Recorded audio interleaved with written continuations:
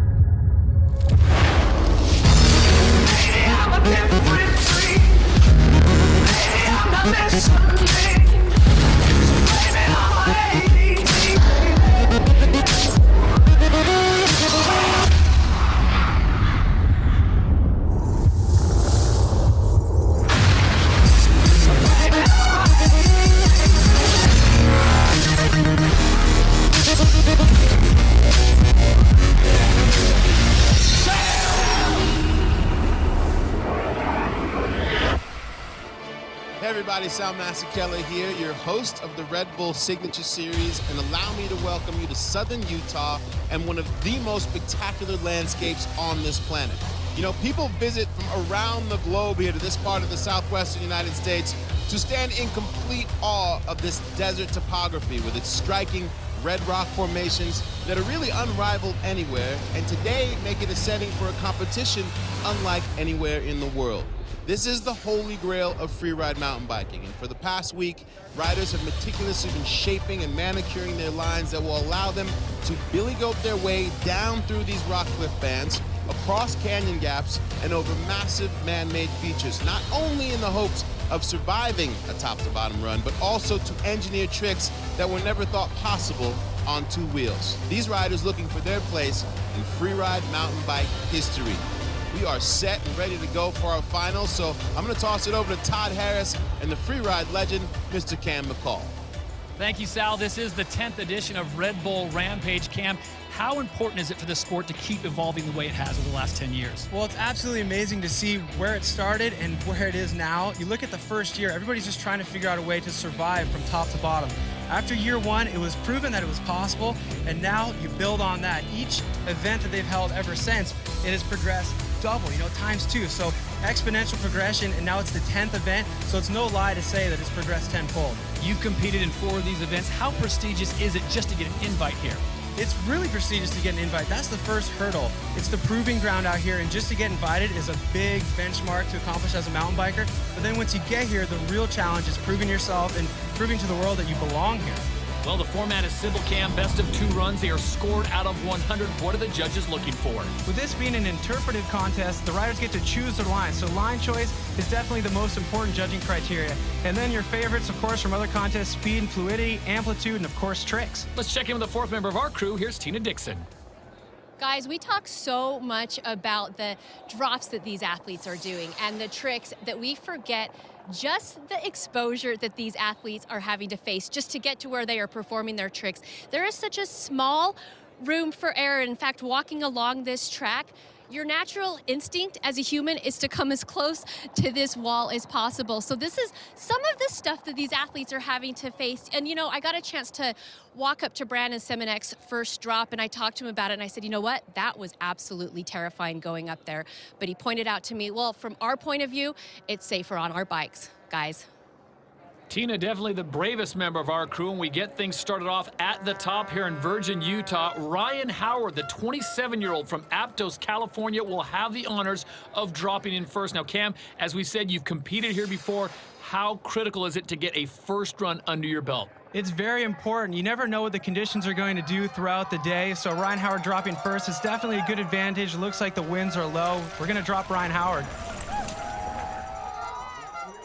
And off he goes. Now remember, it is important to know he has 4 minutes to get from the top to the bottom. That's usually not a factor, and he is off to a very quick start. This guy's the rider's rider. People look up to him because he has such great style. He makes everything look so easy. So the line that he's chosen down this course definitely plays toward his strengths, gives him the opportunity to do some tricks, but also the opportunity to tick that style box on the judge's scorecard. Missing a trick on that trick jump there, but doing that classic Ryan Howard style, going deep outside on that hip jump, now pointing it straight down into a more technical section of his line. Ooh, I like the way he hipped back up top to connect back to that ridge. Ryan Howard jumping across those two doubles manually and almost turning that section into a pump track. I know he's got a drop right here. Let's see if he can trick it. A suicide no-hander off the step down off that cliff. Ryan Howard sharing this line with some of his closest riding buddies, making his way down here to a wood-to-dirt booter. And just carrying a ton of speed. Whoa, huge upside-down corked-out 360 on that wood-to-dirt feature. So Ryan Howard is going to get to the bottom, a full pull and a little style as he comes into the finish corral. Ryan Howard, top to bottom, very clean. Nice no-foot can there. 3 tricks in that run, linking it all together with amazing classic Ryan Howard style. We're going to take a look back at this cliff drop, pinching the seat with his knees, taking both hands off, landing low on that transition, definitely getting the trick score as well as the style score. Nobody does a 360 quite like Ryan Howard. And the no-footed can to finish things off, perfect way to start this event. So Ryan Howard, the first man down here in run number 1 at Rampage. The score comes in at a 66.75. That becomes the mark to beat. Well, the riders today have some heavy lines to choose from. Let's take a deeper look in the course preview. Hey guys, Kelly McGarrett here. We're here at 2015 Red Bull Rampage. We're here at the top of the course, and I'm going to take you top to bottom for a course preview. All right guys, here we go. Dropping in on this ridge line. It's super exposed up here. It's like the smallest drop. It's actually pretty scary, but it's so cool to ride down here. Come along the ridge here. Watch out for my bugs on that wall. Drop out of the side, yeah boys! Drop down here. Now we're actually on the line I'm riding, on this ridge line, with a speed check here, coming to this right hip. Woo!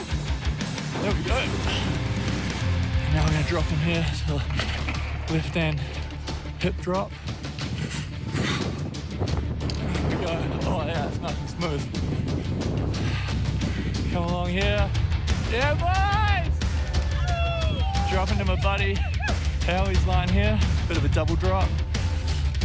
Drop off there. There we go. Oh, bit of a step over here. And then a big old step down here. Woo. Hey. Little jump here. Woo. Gotta remember where to go here. Go left this jump. This last. Step down. Yep. Straight down and finish corral. And that's it. Top to bottom, Red Bull Rampage 2015. Yeah, buddy. And our thanks to Kelly McGarrett. Cam, you've done this before. That just looks so heavy, the way he covered that course so quickly. How cool is that? People always ask you, what's going through your head when you're riding Rampage? Well, strap a camera to it, and if you convince the rider to talk, then you'll know what's going on through their head. We have Remy Metallier on deck, but first, let's take a look at the action we missed while we were away. Well, Brendan Fairclough, another crowd favorite, a free racer as they call him.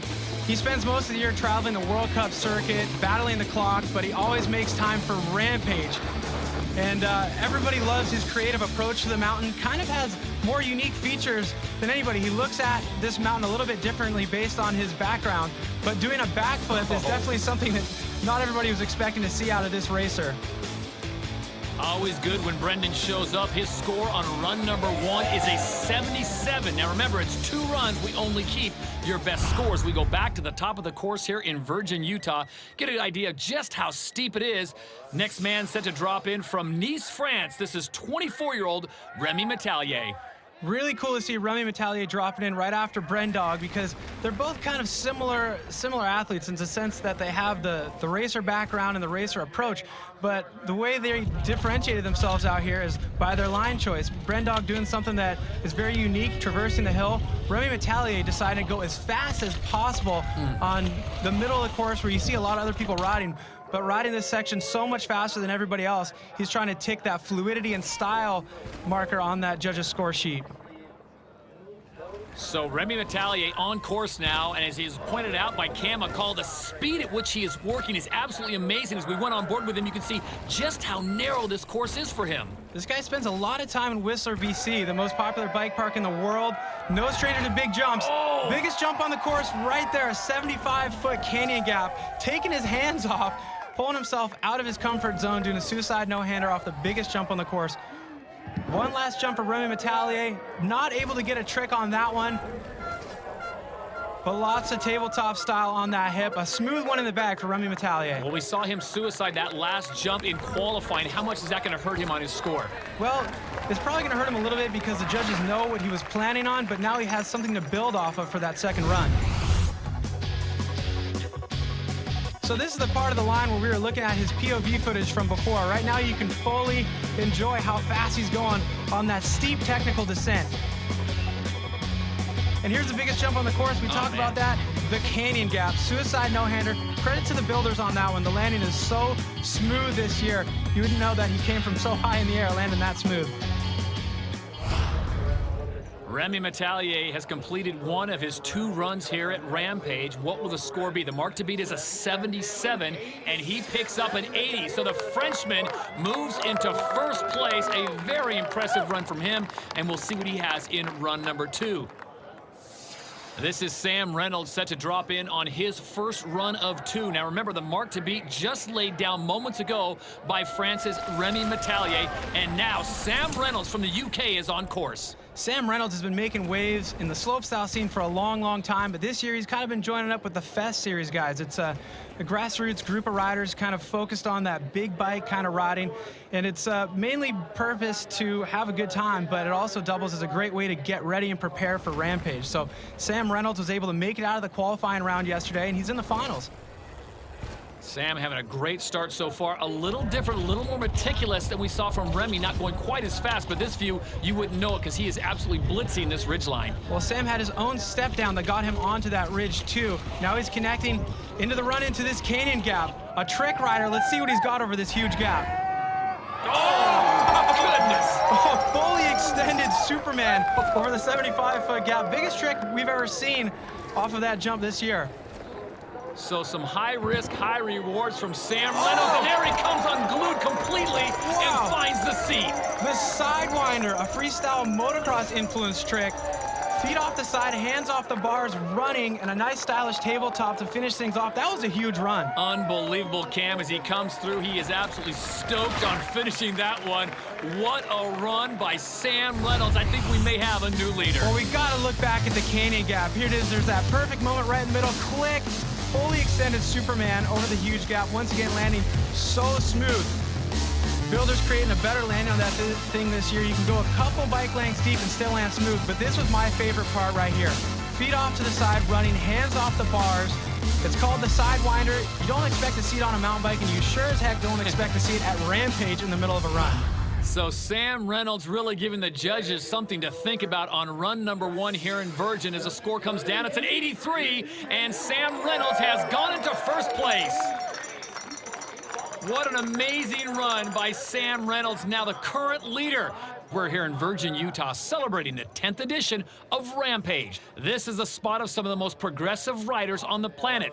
Up next, from France, Antoine Bizet. Now, he's got his hands full because a mark was just laid down moments ago by none other than Sam Reynolds. The mark to beat is an 83.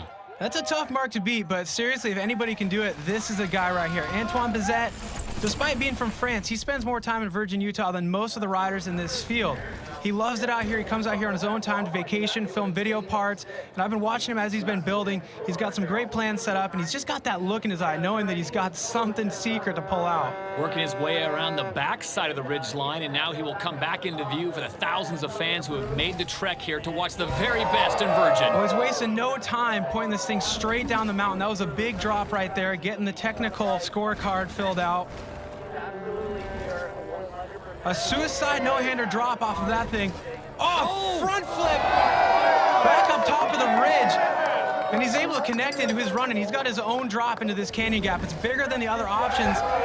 Lands that perfectly. It gives him a little bit more speed into the canyon gap. Oh, he flips it! A backflip going so long, but able to hold on. Almost looked like he was overcooking it, Cam, and here he comes down. One more big feature to go. Well, he's got such a deep bag of tricks. Which one will he choose? A double backflip! Oh!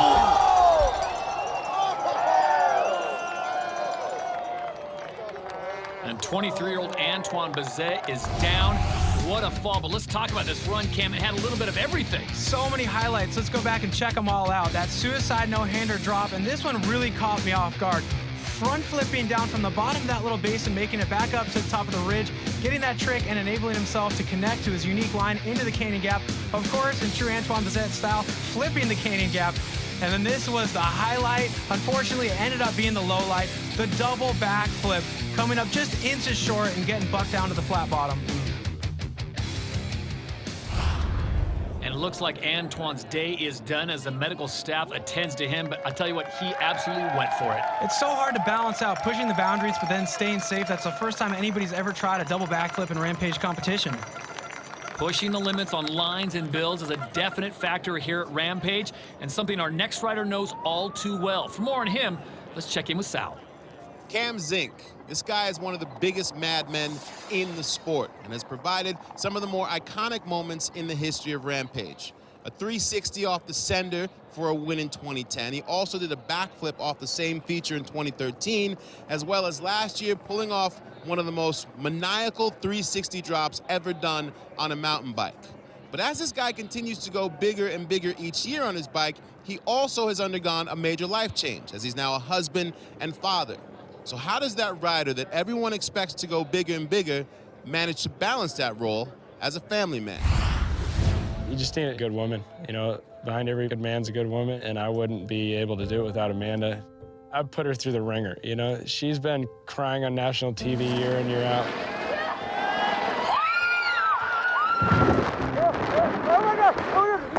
As you know, any pregnancy can lead to a little bit more emotions, and I'm not doing any help for that. With the family, I have an almost 2-year-old daughter, Ayla, and Amanda. We just got married. I think our anniversary was yesterday, our first month anniversary. Any father would know you can't tell anyone about it, you can't explain it, but you're a changed person forever. And you want to just hang out with them and just watch them giggle and smile, and you tell everyone else in the world, but they wouldn't understand. But it still makes it a little harder to ride. You know, it's like you have to coordinate your day and plan it out a lot more, and I have so many other business ventures going on right now. I started a grip company in 2009 called Census. We sell mostly grips, and that gave me the opportunity to bring over YT, it's a successful brand in Europe, who I rode for, over to North America. And my brother and I run the North American franchise. A lot of these athletes out here today, you know, they're still living with their parents. And then you fast forward to, you know, guys like Zink, you know, they have kids, they got a family to support, they got mortgages, you know, they're stepping into businesses. That was a little quick. I still just feel like a kid riding his bike out there, and I'm doing the exact same thing they're doing. I'm trying to find the best line, build the best line, and then win. We're all in the same boat, and kind of funny to think I'm the only dad out there, and Cam McCall's sitting over there, you know, commentating, doing the responsible thing for his family. Mountain biking is my job, but it's still the best job in the world. And like any job, you're gonna hustle as hard as you can to feed your family. I think having children and getting married would maybe slow down most people, but I don't think you can stop Cam Zink. I just want to live up to my potential, and I always try to find something like, I want to do the biggest thing I can, and I found it. Like, I always find it out here.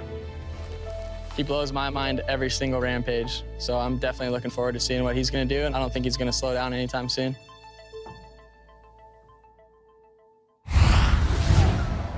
This guy is amazing. Cam Zink, he puts so much on his plate, and somehow he's always able to eat it all.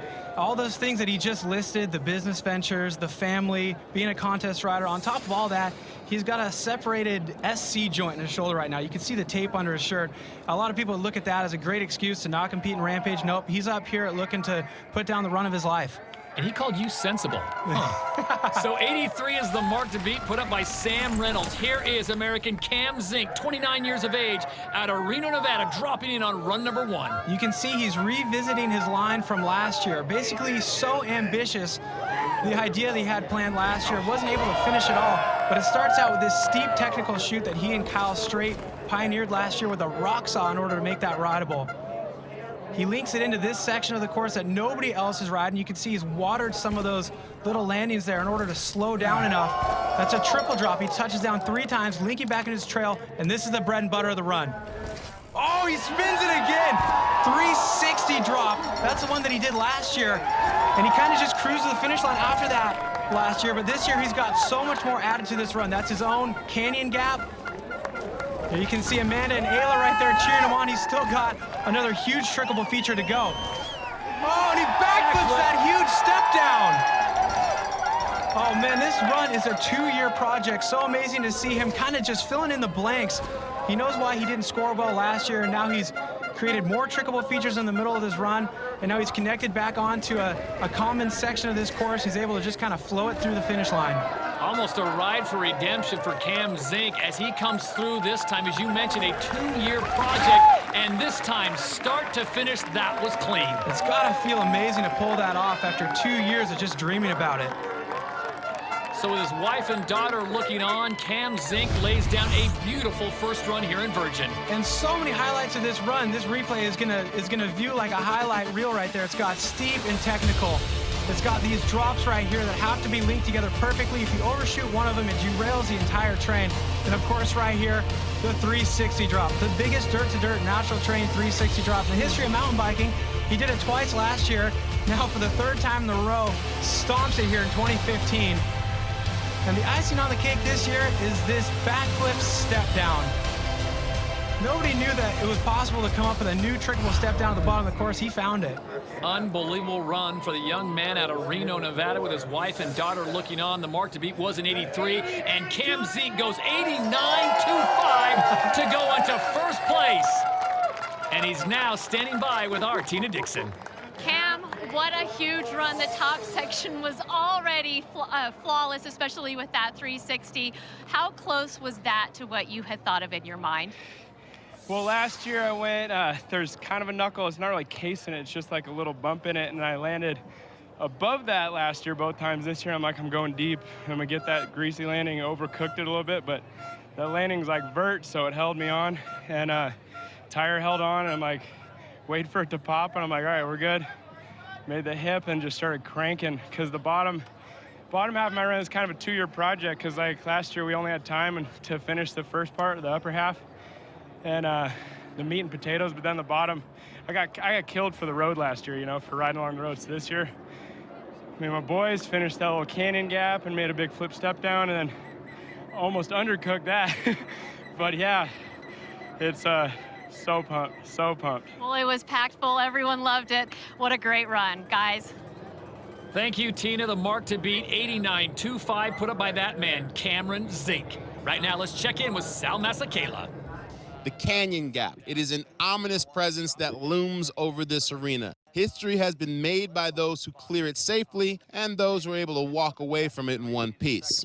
Tom Van Steenbergen burst onto the scene last year, attempting the first ever front flip over the 70-footer. Unfortunately, Tom got broken off during practice and is going to have to sit out this year's event. However, his brother and first-time Rampage competitor Baz managed to secure that final qualifying spot and make it into the finals. With a little bit of sibling support, the Van Steenbergen brothers hope to prove that they are a force to be reckoned with at this, the biggest event in their sport.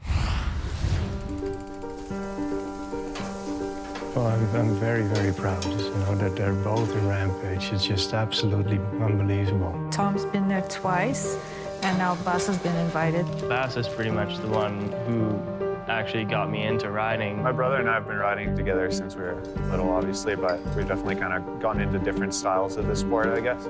I'm more jumpy, slopestyle stuff. 360 downside tail whip. Then he races downhill. They're such different characters. They fought a lot. They still fight a lot. I definitely beat you in some BMX races. Well, that's BMX. Yes, I have definitely beaten Bass. No, more than once. Where? In which race? I can't remember. Remember that 4-cross race? Yeah, that's like literally the only one. In Abbotsford. Yeah. No. But biking, they have in common.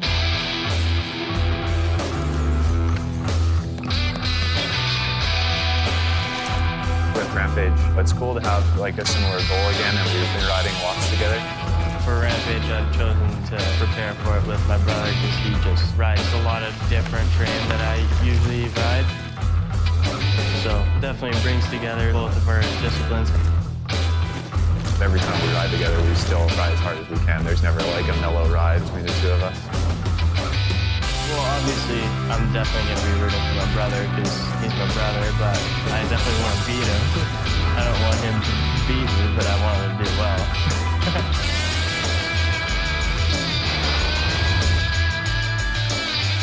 Yeah, getting here, it's definitely a little bit of added pressure, obviously. Started riding here, it felt good. Everything went fine until I tried the canyon gap. Get it!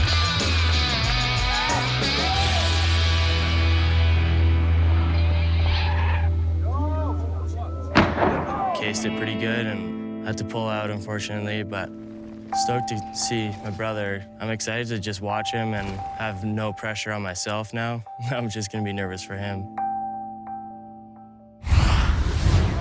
So with his brother Tom unable to go this year, it is all up to Bass representing the family name of Van Steenbergen. Now, the 21-year-old dropping in for his first time here at Rampage. Cam, think back to the first time you came and competed this event. What was it like? Yeah, it can be very overwhelming, but Bass is one of those guys who has a very precise riding style and very calculated as well. So it's great to see him and his brother both coming out here and interpreting this mountain in completely different ways. They represent the yin and yang of the opposite ways to interpret freeride mountain biking. Tom with the crazy tricks and Bass with just the precise style. So as he picks his way through this craggy mountain here in Virgin, Utah, carrying a lot of speed. Remember, the mark to beat is an 89.25 put up by American Cam Zink. So we'll get to enjoy Bass Van Steenbergen's style on this run because he's got a full sequence of hips, slash corners, nose bonks on this run. If he can link it all together, he's definitely going to get a lot of points for fluidity.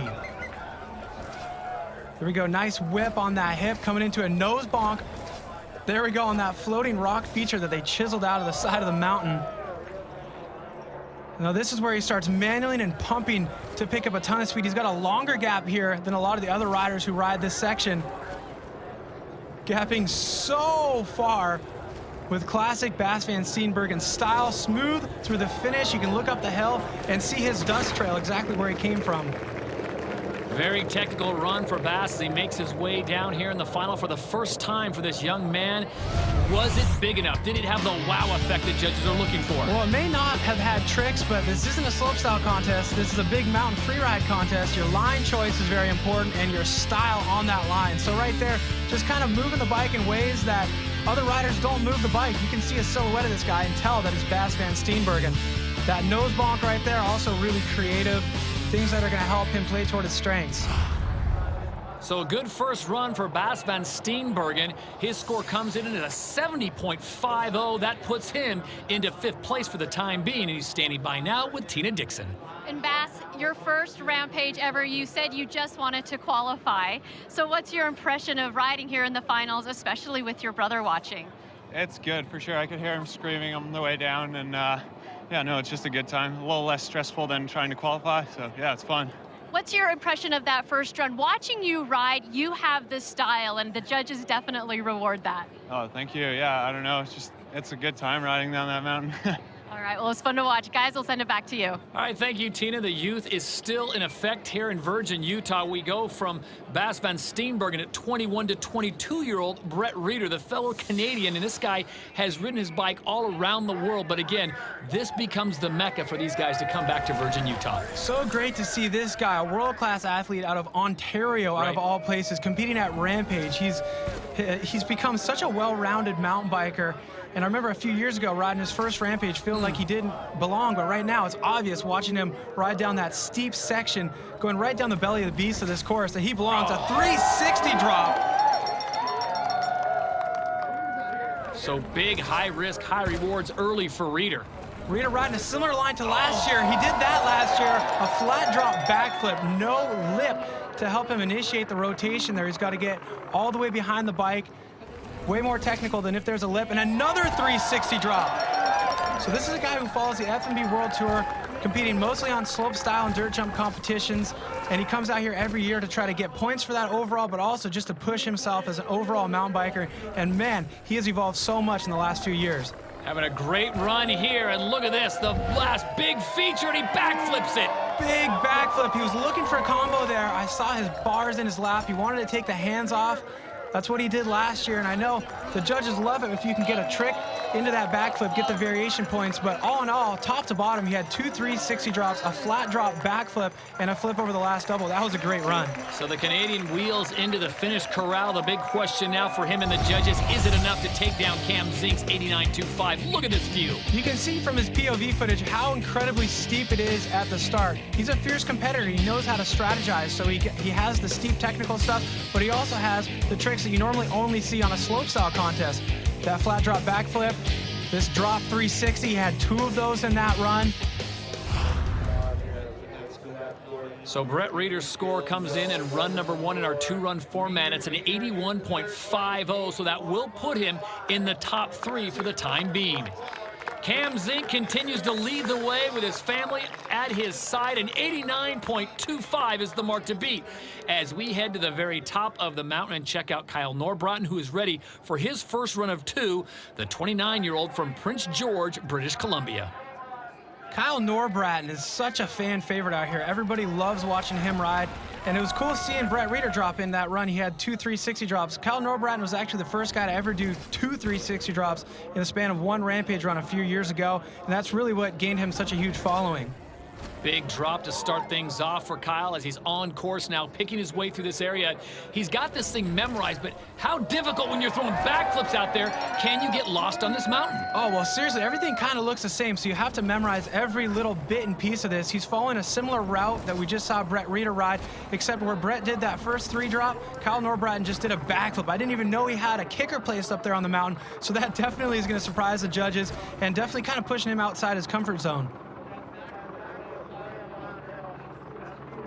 So now making things a little bit more technical right now with a slow plumb bobber. I think he's got another trickable drop here. He does, a 360 drop. Oh man, both rotating a little bit, throwing up a nice dramatic plume of dust.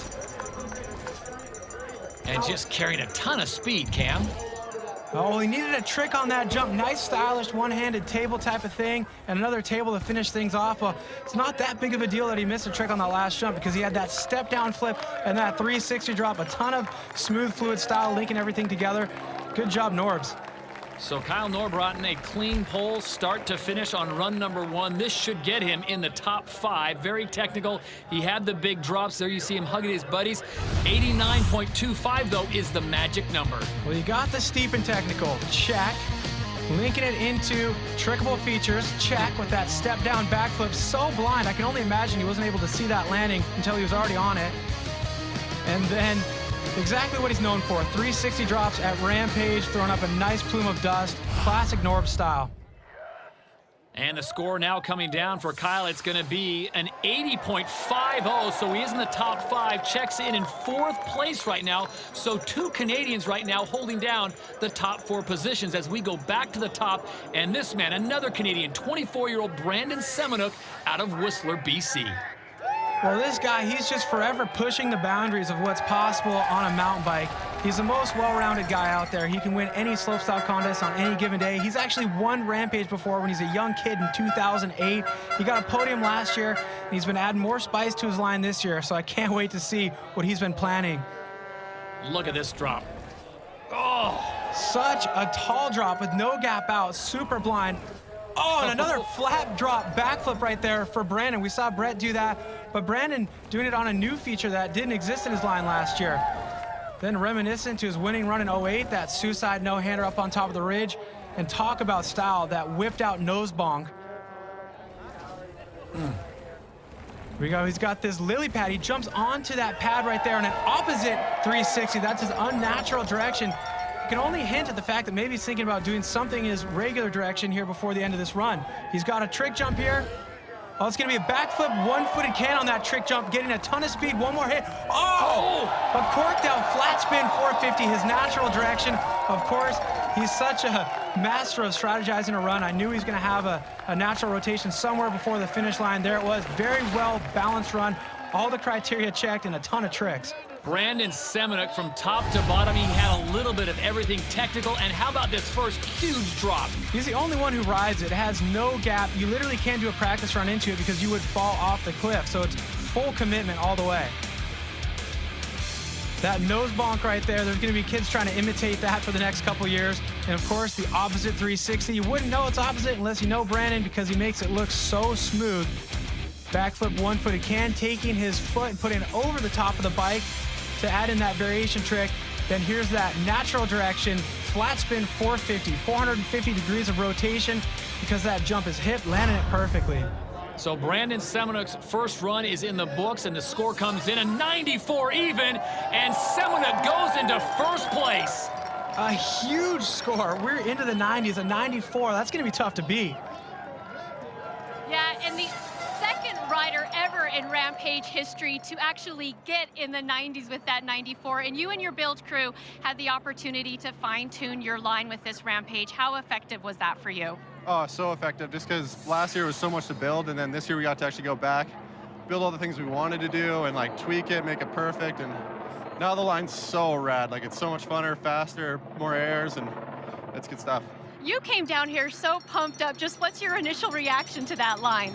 I mean, it's just like so nerve-wracking being at the top of the hill, and just to like stare down it for like an hour, watching your buddies ascend it, it's so nerve-wracking. So like you get to the bottom, you're just like, yes, made it. I'm not at the top of the hill anymore. It's just like, you know, even if you ride the ridge down, it's like it's a relief every time. Well, you did it in a huge score, guys. Thank you, Tina. The bar has been raised to 94. Right now, let's check in with Sal Masakela. Rampage! Rampage! Thank you, Todd. As you can see, we got the greatest fans ever here, just chilling, watching these guys go nuts. You folks at home, who are you fired up about this year? Who's got the craziest line? Why don't you get involved with us, with the people, get in the conversation? You can follow the Red Bull Signature Series on Facebook, Twitter, and Instagram. Plus, you can hit up the hashtag Rampage on social media. Plus, go to redbullsignatureseries.com where we have even more exclusive content for you. And if that's not enough, you can download the Red Bull TV app and you can watch this show and every episode from every season. You are welcome. Canada's Brandon Semenuk now holding the top spot with a 94 even. He laid that down just a few moments ago. We have Tomas Janone in the gates ready for his first run. But Cam, let's go back and check out some of the action we missed while we were away. We just saw Pierre-Edouard Ferry. He's actually a rider who's sharing parts of his line with Thomas Janone, our next rider to drop. And this is a guy who's the oldest competitor in the field right now at 34 years of age. A lot of people kind of start slowing down at 34, but Pierre is one of those very precise riders like we were talking about with Bas van Steenbergen before. He's always putting his bike in exactly the right spot. So to see him flip the razor jump down here at the bottom of the course, it's a huge jump, taking himself outside of his comfort zone a little bit. Good to see.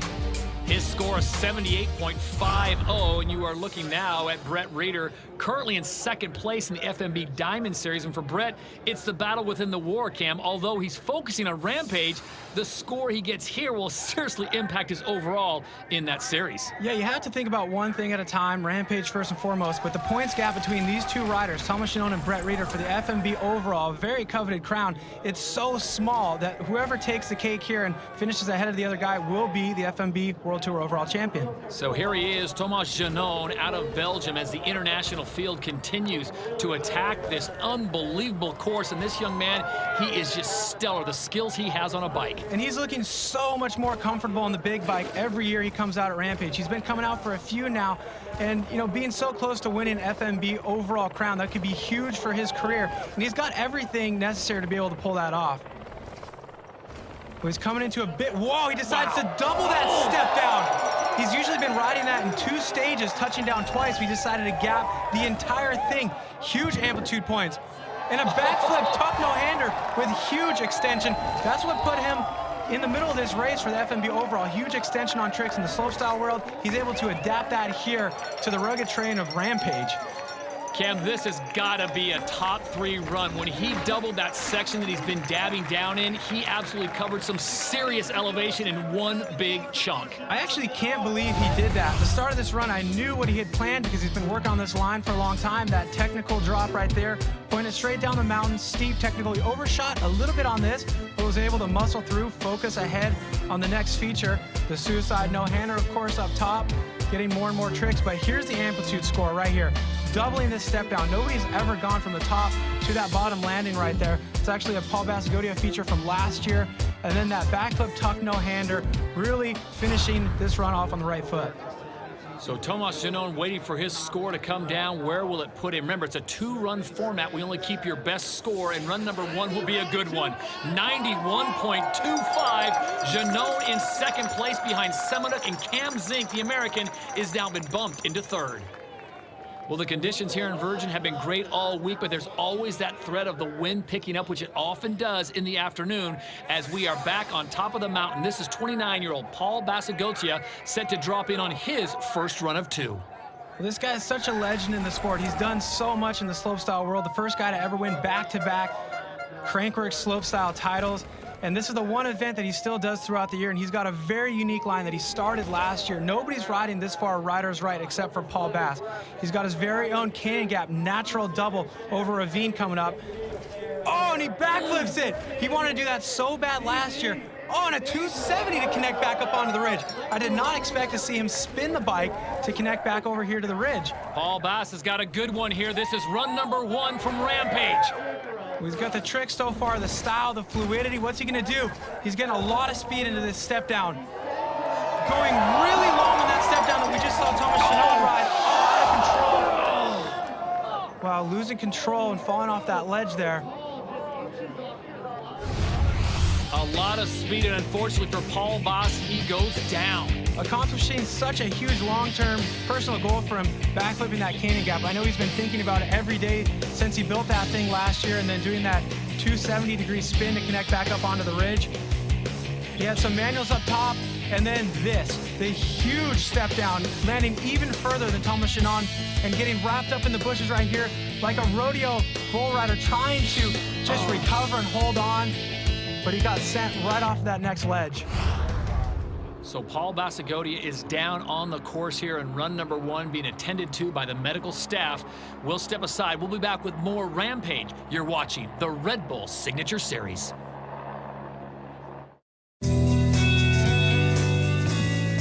Welcome back to Virgin, Utah. This is the Red Bull Signature Series, and you're watching Rampage. Earlier, Paul Bass went down with a serious injury, and for an update on his condition, we check in now with Tina Dixon. Yeah, thanks, Todd. After speaking with officials, here is what we know right now. Paul is conscious, and he is being transported to a local hospital for further evaluations. If I get anything more, I will let you know. But standing down here, you know, Paul's not only a fan favorite, but he is a rider's favorite, and everyone's wishing him the best. The 29-year-old from Minden, Nevada. We send out our very best for a speedy recovery, and now we check in with Sal Masakela. If there is a sentimental favorite here over the years, it has to be Graham Agassi. This is the only event that he competes in all year, and most fans have expected him to be on the podium at least once over the share of 3 years. But with a combination of bad luck and just an all-or-nothing drive, somehow he has managed to come up short consistently. Aggie, as he's affectionately known in the sport, is overdue, and his fans and fellow competitors would like nothing more than to see him finally get a win.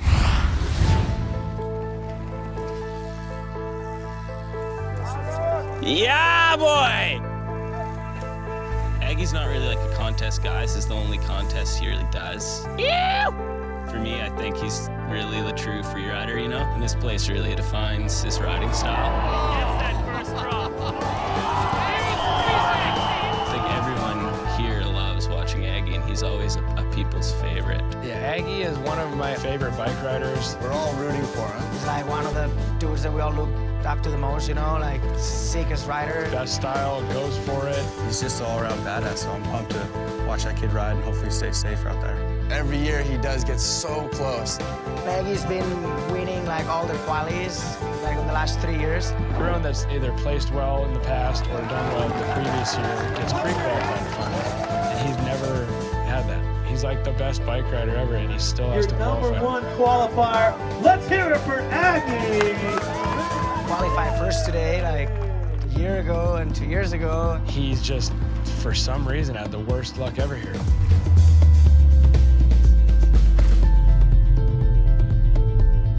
He's been so close, whether it's just left in his front tire or... There's some transfer. Oh, and Aggie goes down on the wall transfer. So close. Or blowing his knee out last year and after qualifying first. And it's been heartbreaking. It's kind of crazy every year. It's just that close for Aggie, and I think he deserves it more than anyone. I can't wait to like ride finals with him tomorrow, and just we're actually sharing the same line, and just can't wait to like watch him ride and just ride it with him, and hopefully he gets to the bottom. And all fingers crossed for him. Get it, homie. Go get it.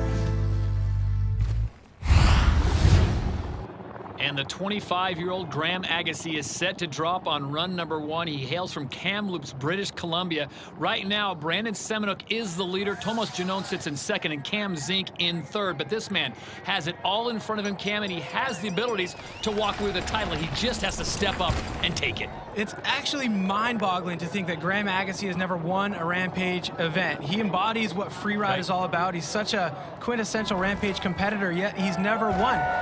He's qualified first 3 times in a row and finally been able to drop in for his final run right here. It's great to see.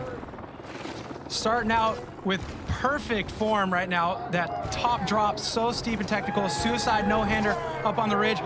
Huge motocross style tabletop on the hip, and then kicking out the back end, throwing the dust. Oh, the big step down, and he takes his hands off. Suicide no-hander. We haven't seen anybody trick something that size yet this year. The last drop, slowly rotating that backflip. We saw him over-rotate last year. There we go, a tabletop on the hip.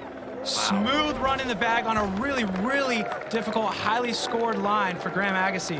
And still the dust settling, giving you an idea of just how fast he came down this course. Graham Agassi's got 1 in the books and 1 still to go, and that was an impressive ride. It seems like he was just starting that run. He made his way from top to bottom so fast, starting out with that big drop right here. That's the drop that Andrea Lacondegui used to win the event last year. It's what Aggie has used the last 2 years to qualify first. And of course, the style on that hip. Another rider where you can see a silhouette of them and know who it is. As we go on board, the GoPro footage is absolutely amazing. And Cam, he's not rocking any gloves. That just goes to show this guy's a man's man. Out here, the gnarliest bike event in the world, doesn't even wear gloves. So what will the judges give Graham Agassi? He has been here so many times before. Is this the run? As the score comes in our 2-run format, it is going to be a 94.75, and Agassi goes into first place. That's got to feel great. He absolutely looks stunned, and he's standing by with Tina Dixon. And Aggie, you got your line from top to bottom, and it's in the finals. How long have you been waiting for this? It's been a long time coming. I haven't made it this far in a few years. It's been quite the build-up, and I'm just happy that everyone's supporting me and everyone's getting down clean. Sucks that Paul went down. I hope he's doing okay. Yeah, and you spent some time up top just assessing the situation. How important is it for you riders to be able to talk to the others to see how the course is doing? It's super important. Those flags do little justice. It's getting pretty windy. I'll be lucky to get a second run, so it's good to have my friends up there. Let me know how it's going, and yeah. Well, congrats on getting the run in the finals from top to bottom, guys. Thank you, Tina. So it's Graham Agassi on top with Brandon Semenuk, Tomas Janone, and Cam Zink sitting in fourth. Right now, let's check in with Sal Masakela. Rampage began back in 2001 and now celebrates its 10th edition anniversary. As you can imagine, like with any other sport, a lot has changed and evolved. In the olden days, riders had a little bit of help with shovels and rakes and basically had to point it straight downhill. Today's competitors have four-man build teams, and they have a week worth of time with the help of picks and sandbags to sculpt their ultimate lines, which now include massive man-made wooden features that have pushed this sport far beyond what anyone could have thought of 9 events ago.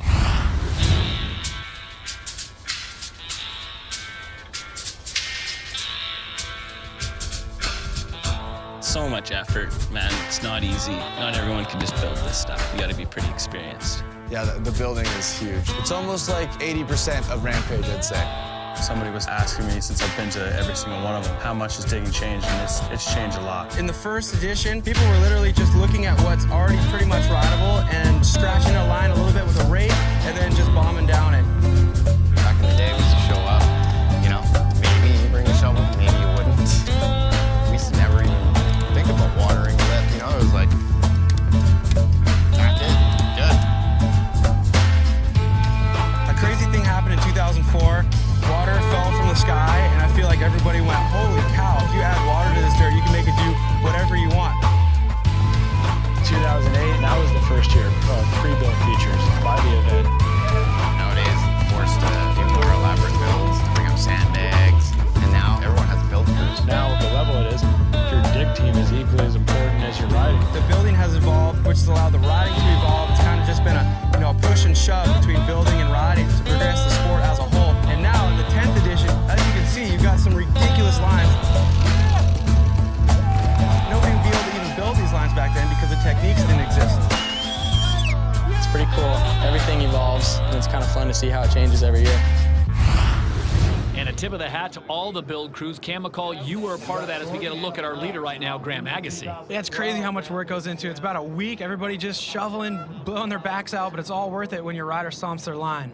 Agassi's the leader, followed by Brandon Semenuk, Tomas Janone sitting in third, and this is Kurt Sorgi. The Canadian invasion continues, and I don't know what they're feeding them up north, but these guys all have just wicked skills. Turns out Canadians love big mountains and ride bikes, a lot of suspension underneath them. Now, Kurt Sorgi returning after 2 years of injury. Andrea Lekondegi may technically be the defending champ out here, but Sorgi, last time he dropped in, he won, so he's trying to defend that title.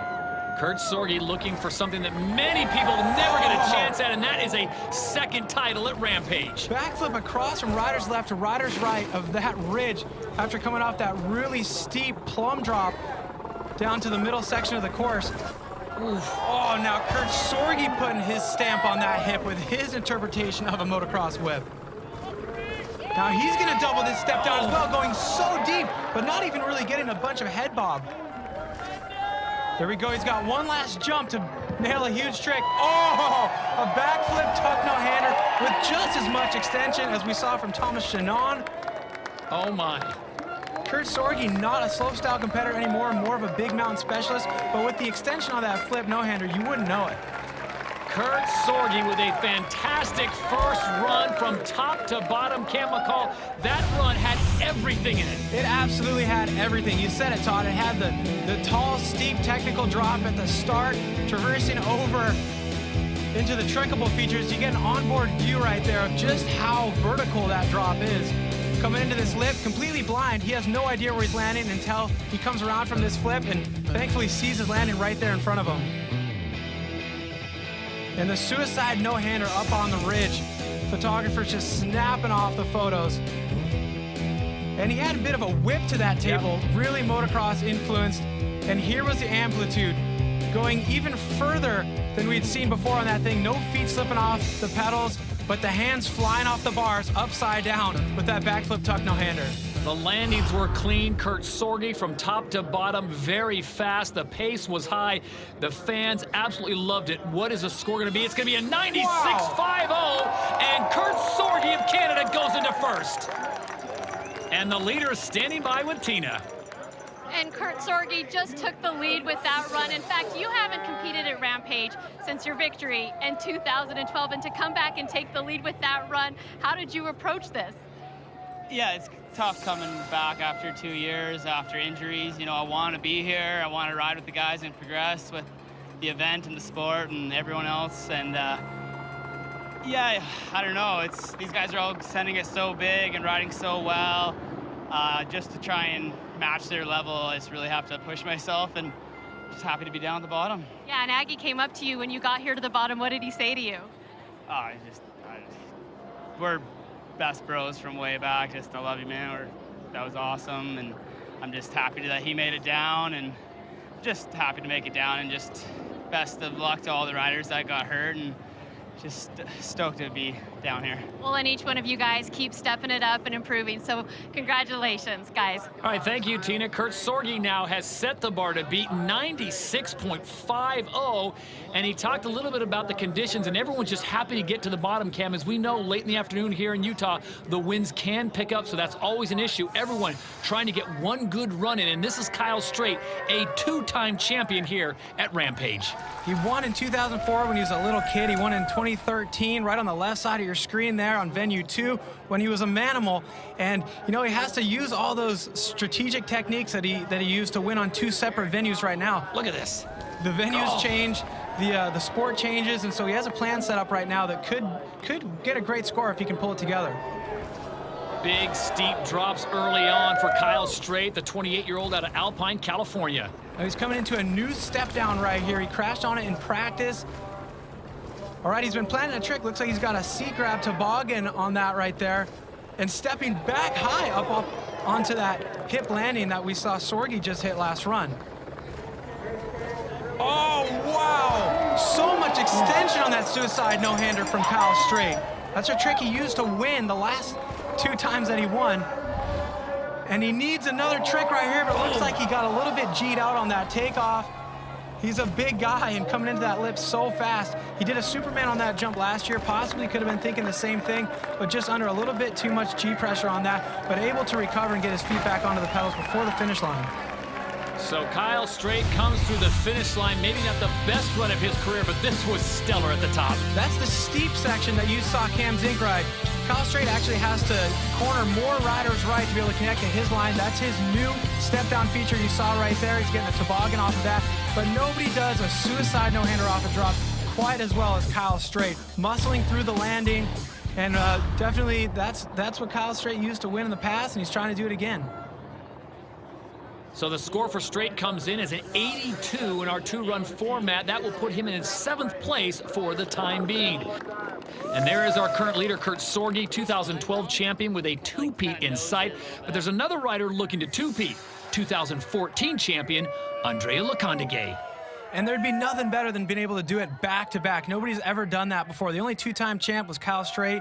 He did it in 2004 and 2013, so a big gap in between those 2 wins. So the 28-year-old from Spain is on course, and he's got the mix of everything, though, Cam. He's technical. He doesn't mind the big drops, and look at this way to start. It's true. He spends all year on his downhill bike these days, and it's definitely paid off with his victory last year.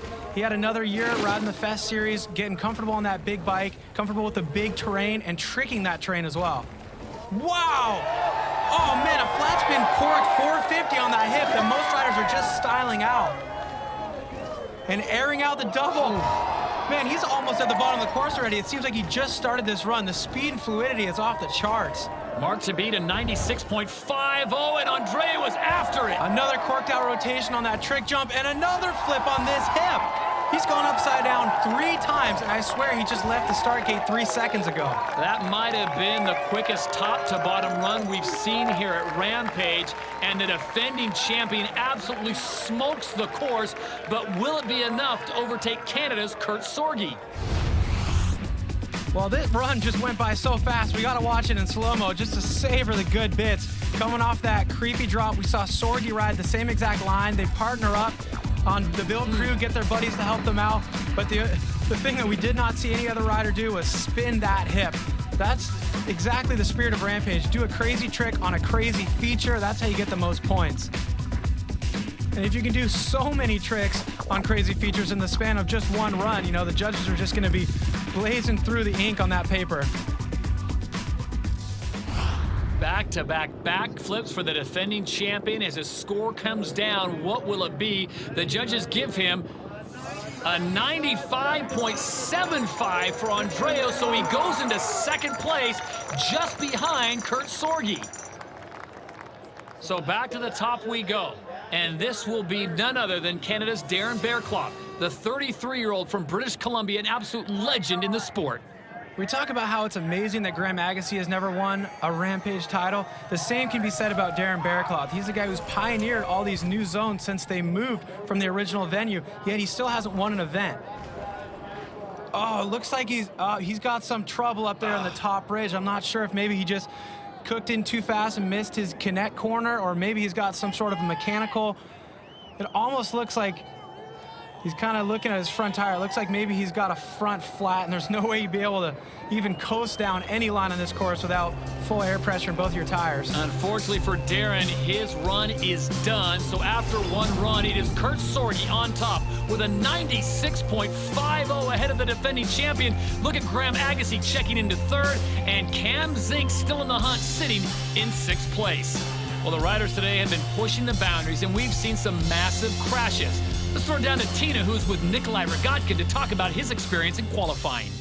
And Nikolai, it was one of the biggest crashes that we have ever seen here at Rampage, and we're just so happy to see you up and better, and you even got back up on your bike, but give us your perspective. Oh, it was absolutely the craziest crash I've ever experienced. You know, tumbling down that cliff, I couldn't stop myself, and, you know, I was just waiting to go unconscious, but I stopped finally and got up, checked if my bike was okay, and put my helmet back on. Got the okay from the judges to drop, not really the okay from the medics, but went anyway and finished my run, so. And you surprised a lot of people by not only getting up, but even hitting that canyon gap. What surprises have you seen today? Because there's been some riding that has blown people's minds. Oh, today has been absolutely chaotic, you know. It's giving me the chills to watch these guys do the stuff that they do. It's absolutely insane, the craziest riding I've ever seen for sure. So I'm glad to be alive after that crash and here watching this chaos unfold. Yeah, well, thanks for spending some time with us. Guys, a lot more riding left to go. We'll send it back to you. Thank you, Tina. Cam, in all your years, have you ever seen a fall like that? I agree with Tina. I think that's the most dramatic looking crash I've ever seen in the history of Rampage. To see him get back up, we never want to see somebody go down, but to see him finish his run, that was extraordinary. Back to the top of the mountain. Next up, Mr. Fairclough set to drop in here on run number 2. But while we were away, we had Ryan Howard drop in for his second and final run. He had a couple things that he could have improved on this run. He wanted to trick that first jump in his line, but kind of able to add a little bit more flair on that dump 360 on the last jump, going a little bit more cork than he even had on the first run. Wasn't able to improve his score in the second run, so he'll be sticking with that run 1 score. 66.75. Remy Metallier of France also dropping on run 2. Remy Metallier once again blitzed from top to bottom, riding all these sections faster than anybody else on the course. He held the extension of that suicide no-hander over the canyon gap even longer this time, and was actually able to get his hands off of the final jump in his line right there. You see the handlebars jiggling back and forth. He coasted that one smoothly to the finish line. And he does improve 82.50, so he cracks the top 10, and we are set to go. Brendan Fairclough, run number 1, he got a 77 even. Now, we've talked about the conditions here, and all the riders have mentioned the wind picking up just a little bit, and that is something the organizers will keep an eye on. You're never guaranteed to get 2 runs. That's what the format says, but you're out here in the middle of the desert. You never know what the weather's going to do, so you really have to send it in run 1, hoping that you can get an opportunity to improve it. Brendog right here is lucky enough to get an opportunity to try to improve his score. He had a couple things in his run 1 that he could probably try to make a little bit better. So you really unique line, starting from all the way riders right, making his way all the way riders left, doing a lot of traversing on unique features that he's the only one who rides. Seeing that left-hand berm there, this is his lily pad feature. He flips it again. Yep. Oh, even smoother this time. Doesn't have to put a foot down to get back on track. Snaking his way through the fans there on the side of the mountain, and one of the big drops here as he works his way over on this very precarious line. You know, a lot of riders, to get over on this section of the hill, they ride the ridge. He has his own unique line in the guts just to be able to get over here. Only rider hitting this GoPro step down. Nice style off that, a little bit of manual. We talk about Brendan Fairclough being a racer, one of the few racers who still comes out to compete at Rampage, and there's one of those race-influenced tricks right there, a whipped-out one-hander, grabbing his face mask on his helmet, and he gets his hands off on a step-down, a suicide no-hander to finish things off for Brendan Fairclough. Cam, really a unique line for him, as you pointed out. He is really off to the far left-hand side as we look up the mountain off to our right. Yeah, the whole thing is basically a billy goat with that lily pad, a lot of stuff that he had in his line last year and was able to improve upon it with all the dig days this year. 2 safe runs complete. Remember, his first run score was a 77, but we only keep your best score. I think this one is going to be better. So here's that lily pad. He jumps across the canyon gap, only touches down for a second, across another canyon gap, and he flips that second gap. His first run, he put a foot down. He was able to iron out the kinks there, leaving both feet on the pedals. There we go. One-hander, it looked like, off of that step down. And grabbing the face mask, just kind of like acting like a moto guy, getting the tear off, pulled off. Classic Brendan Fairclough style. And his second run score, it will be an improvement, an 85.50, so he jumps up into 7th place, and his day is done as we look up towards the top, and there you see the telltale sign. That is not something these guys want to see. The flags are really starting to fly in the wind. Sam Reynolds is in the gate and ready to go, and he's going to make a run of this thing, but with an 83, he's in a pretty good position right now, currently in 8th. He rode that first run so confidently for a rookie in Rampage competition. He's been spending so much time on the big bike this year, and his confidence in a questionable scenario, doing a trick that you wouldn't normally see on a mountain bike or in Rampage, he's not really being affected by those flags right now, because you can see he's still got confidence on his bike, but I'm wondering, will he try those same tricks now that the flags have a little bit more movement to them? So the wind really picking up here as he launches off here and is able to put it to the wheels. Well, he's adding new tricks that he didn't have in his first run. He's flipping his own jump, a step down that connects onto Ridge 2 right there, and making his way into the canyon gap once again.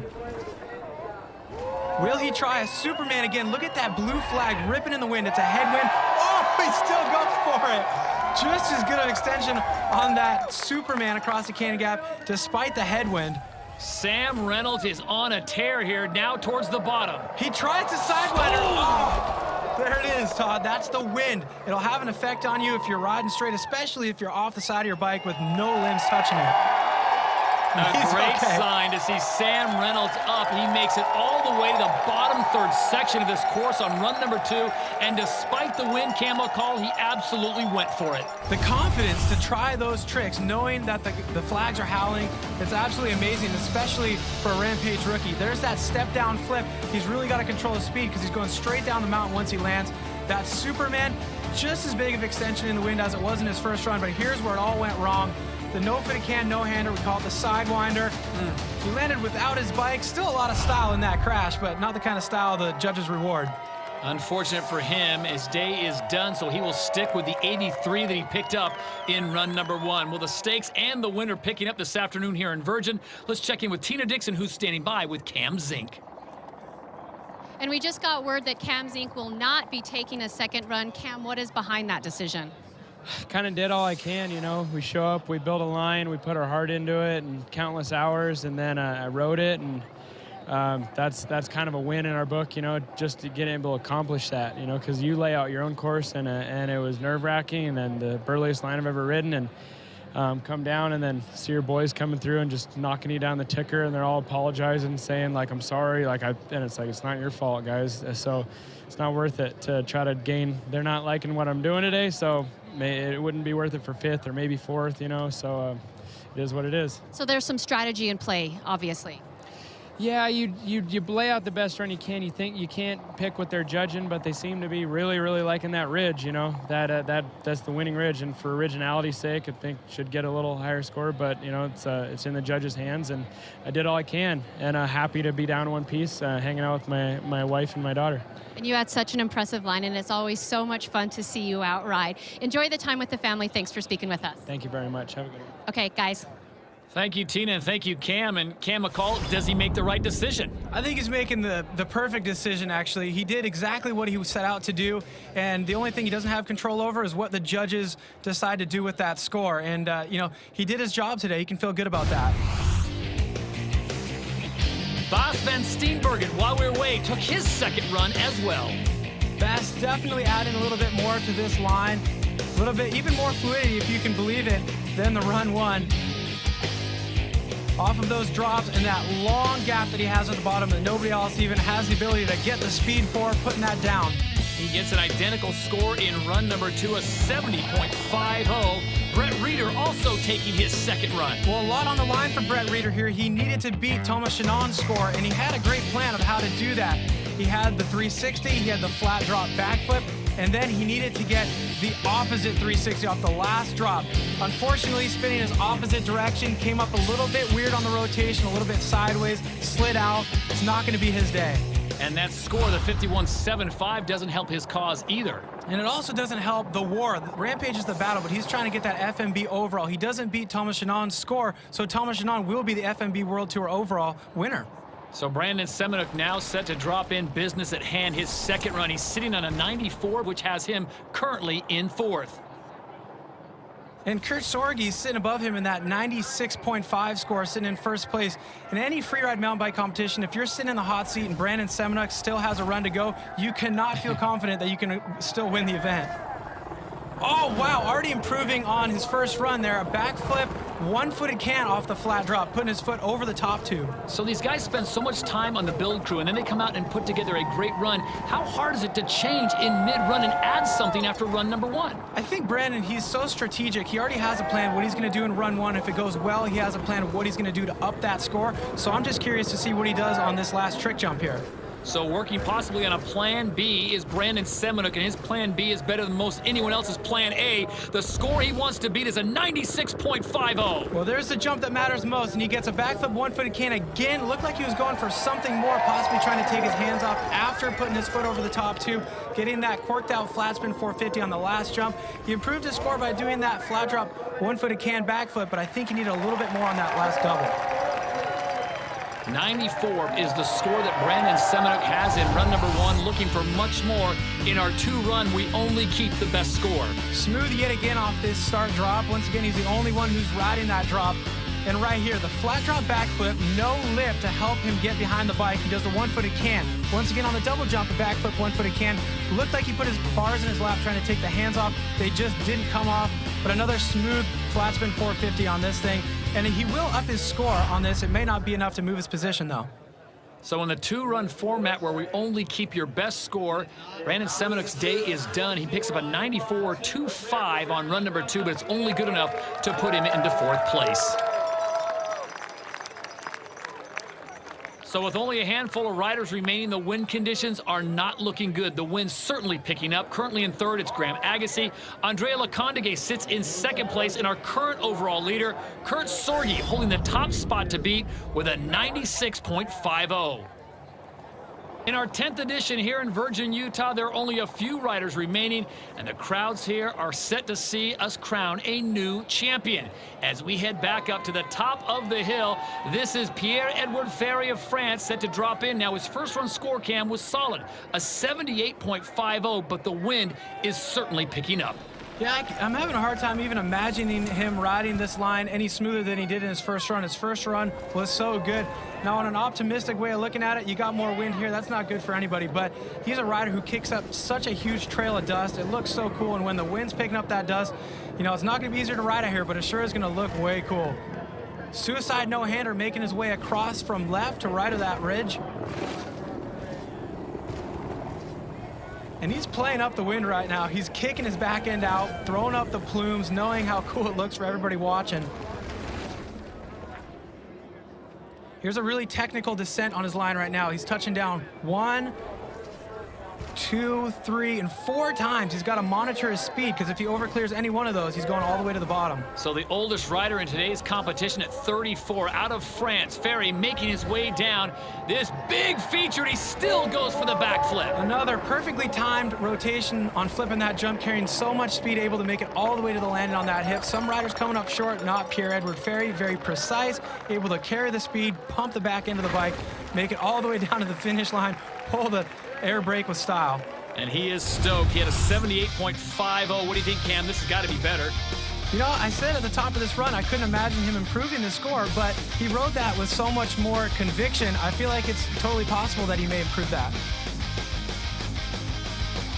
Looking for a 96.51. That would put him out in front as the judges come together and get their score for Pierre-Edouard Ferry, and it comes in as an 81.75, so an improvement, but not enough to crack the top 10. And now the pace picking up, riders getting in position. If there is a break in the wind, they are going to send them, and it looks like Darren Bearclaw is going to drop on that second run. Remember, he did not finish his first run, had some kind of mechanical, but the young man set to drop in from Canada. He's saying, I didn't come all this way to Virgin, Utah not to get a full pull. This is what makes Darren Bearclaw.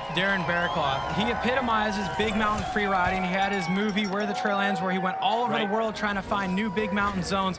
And when you're filming, sometimes you're in this crazy zone. You just have to drop because the light's good and the camera's there. So even though it's windy right here, he's the one guy to step up and say, hey, you know what? I've got my line ready. I know it's not ideal. I'm going to drop in. And there are sections on the course where the wind isn't as bad. Obviously, the ridgeline is much worse. Yeah, when you're facing different directions, a side wind is the worst, a headwind is second worst, a tailwind is a little bit not as bad as both of those because you can just use your brakes to monitor a little bit. But he's going all over this mountain, so he's going to experience the wind from all different directions. And how about that seat? If you're a fan here and willing to make the hike, you get up and close and personal. And look at this, Darren Bearclaw absolutely scorching through the desert. Good size step down leading into this final road gap.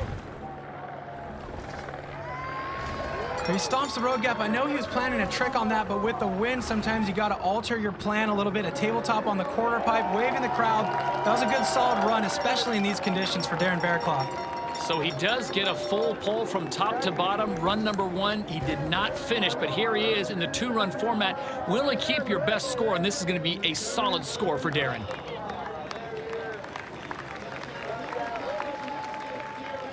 Did you see enough there, Cam, to bump him into the 90s, however? I feel like it was amazing that he was able to drop in on that one. He was in a position where he did not have a run 1 score to try to beat. He had a DNF.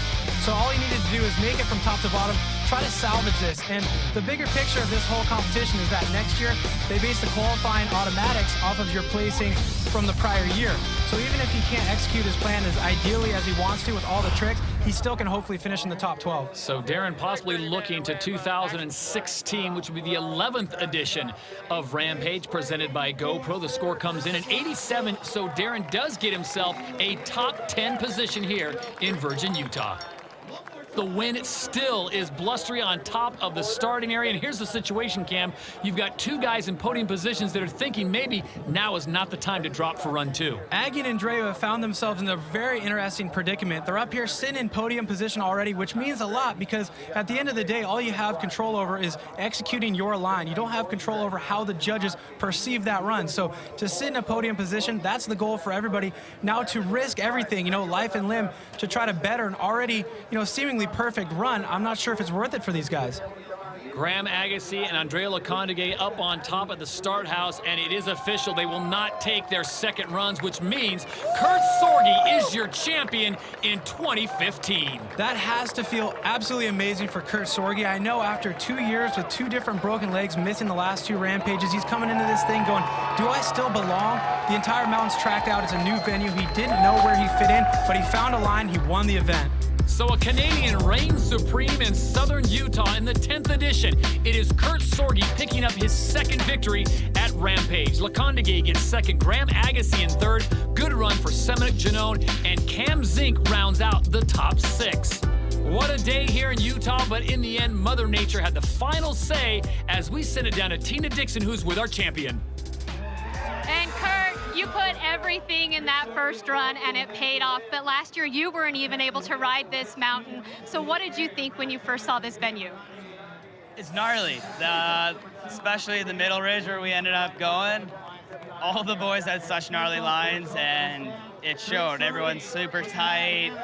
Everyone nailed their run really good, and like I'm just stoked to make it down and be able to ride with those guys and be a part of it this year.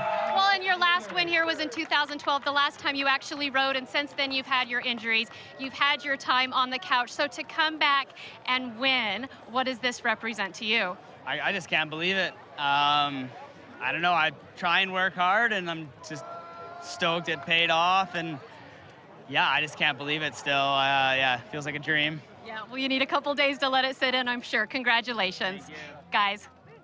Thank you, Tina. What an amazing job by Kurt Sorge and the rest of the athletes here at Rampage. We saw some incredible boundary-pushing action today. And let's take a look at our Red Bull signature moment.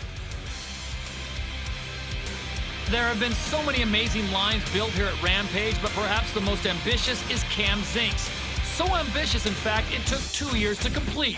He started last year, but ran out of time to connect the bottom portion. This year, his build crew worked tirelessly to finish the lower features and give the line 2 of the most impressive moves of the day. Not only is his huge natural 360 drop the biggest in the sport's history, but Zink manages to keep his speed right into the hip, through the canyon gap, and into the massive step down where he added a backflip.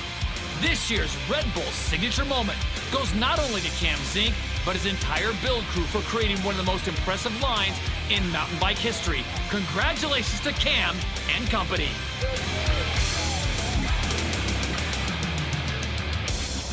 Well, Cam McCall, the 10th edition certainly lived up to its billing. We always know coming into this event that it's going to push boundaries, not only of riding, but building and just vision.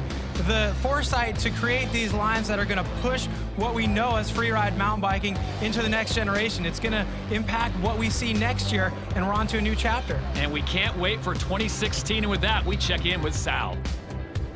Thank you, Todd. An incredible day here from the edge of the magnificent Zion National Park near Virgin, Utah. And thank you, fans, for hanging out with us. We had big expectations for Red Bull Rampage, and we certainly over-delivered. Rampage truly awe-inspiring, both in this incredible setting and what these athletes are able to do as they make their way down this course. Congratulations to our winner once again, Kurt Sorge, his second Rampage win, and to the happy guy Andreu Nekondegay and Graham Agassi for rounding out the podium, and a shout out to Thomas Janon for winning the 2015 FMB Diamond Series title. We will see you next year.